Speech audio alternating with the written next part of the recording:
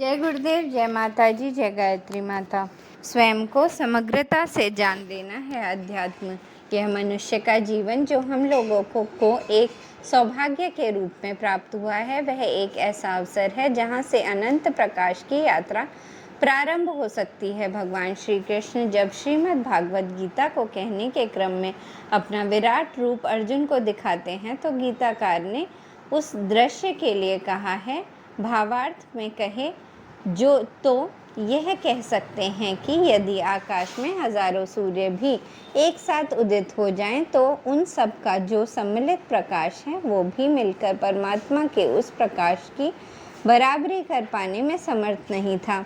अब कल्पना करके देखें कि उस अनंत, अतुलनीय, अपरिमित प्रकाश के एक अंश के रूप में, परमात्मा के एक अंश के रूप में, भगवान के एक अंश के रूप में हम और आप जन्मे हैं। परंतु यदि हम अपने जीवन की यात्रा मात्र किलकारी मारने से लेकर चिता पर जलने तक सीमित मानकर बैठ जाएं तो फिर हमारे भीतर का परमात्मा तो अभिव्यक्त नहीं हो पाता, परंतु हमारे भीतर का पशु अवश्य जाग उठता है।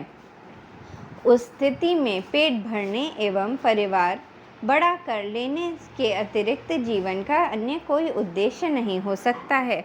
यह फिर इंसान समझ ही नहीं पाता। ऐसे जीवन की यात्रा मात्र जलने, कुड़ने, चिढ़ने, तड़पने में ही नष्ट हो जाती है। व्यक्ति यह भूल ही जाता है कि मनुष्य का जीवन वस्तुस्थिति में एक अवसर के रूप में हमको मिला है। जो इस अवसर का सही, सार्थक व सम्यक उपयोग करना जान ले जाते हैं, उनके जीवन की यात्रा उनको परमात्मा तक ले जाती है। सच पूछा जाए तो इसके अतिरिक्त फिर जीवन का और उद्देश्य ही क्या है? यदि हम सब जान गए पर स्वयं को न जान सके तो जो भी जाना वो व्यर्थ ही है, मूल्य विहीन है, निरर्थक है।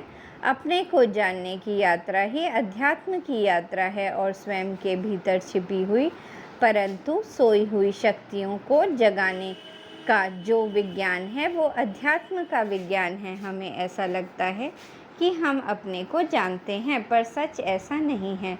अपने को जानने का मतलब यह जानना नहीं होता कि हमारे रिश्तेदार कौन हैं, दोस्त कौन है, हमारा कैरियर क्या बनना चाहिए, बल्कि ये होता है कि अपने व्यक्तित्व के ऊपर हम संपूर्ण स्वामित्व कैसे स्थापित कर सकते हैं।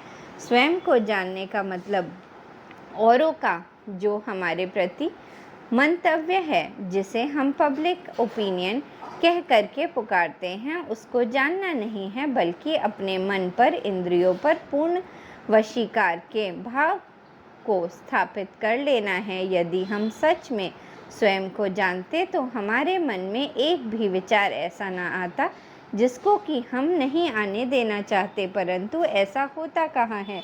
हमें खुद को भी नहीं पता कि कब कहाँ से कौन सा विचार प्रकट हो जाएगा और हमारे मन की शांति को छीनकर चला जाएगा।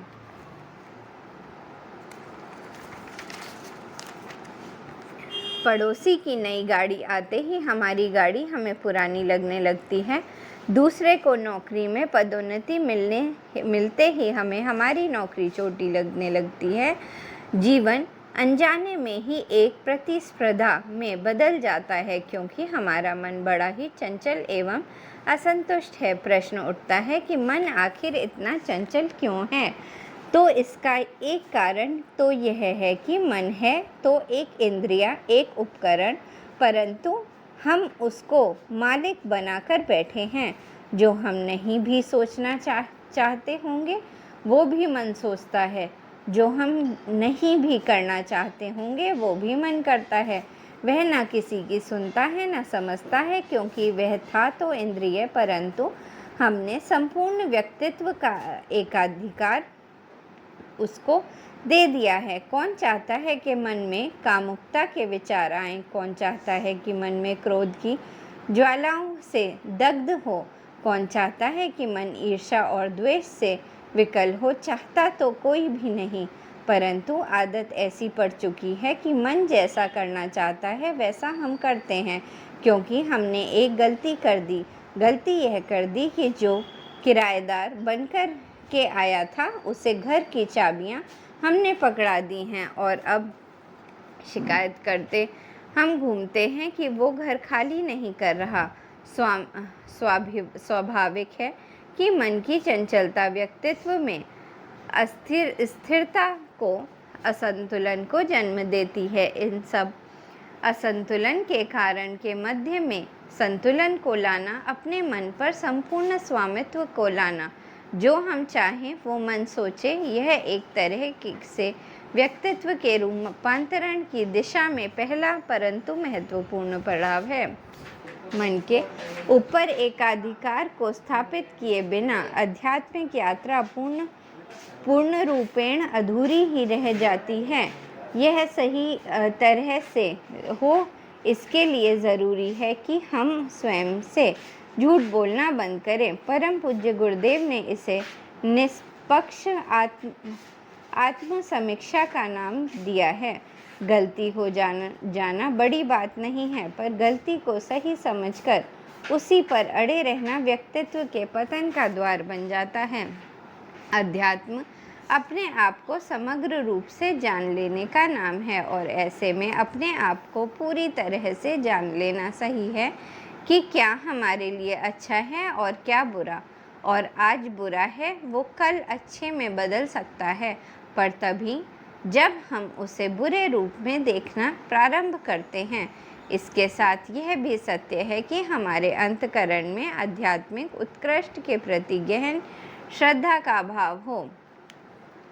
जो व्यक्तित्व में बैठी हुई गहरी बुराइयां हैं, जन्म जन्मांतरों से वही धसी हुई हैं, उनको अकेले पुरुषार्थ से दूर कर पाना असंभव नहीं तो दुष्कर तो अवश्य होता है।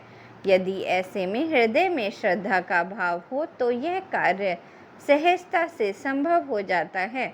श्रद्धा का अर्थ सरल है, भगवान के प्रति, परमात्मा के प्रति, गुरुदेव के प्रति गहन भरोसे का, विश्वास का भाव। ये सारे तत्व मिलकर आध्यात्मिक व्यक्तित्व का निर्माण करते हैं। स्वयं को समग्र रूप से जान लेना ही अध्यात्म है और हमें इसी यात्रा पर आगे बढ़ने के लिए स्वयं को तैयार कर लेना चाहिए। जय गुरुदेव, जय माता जी, जय गायत्री माता।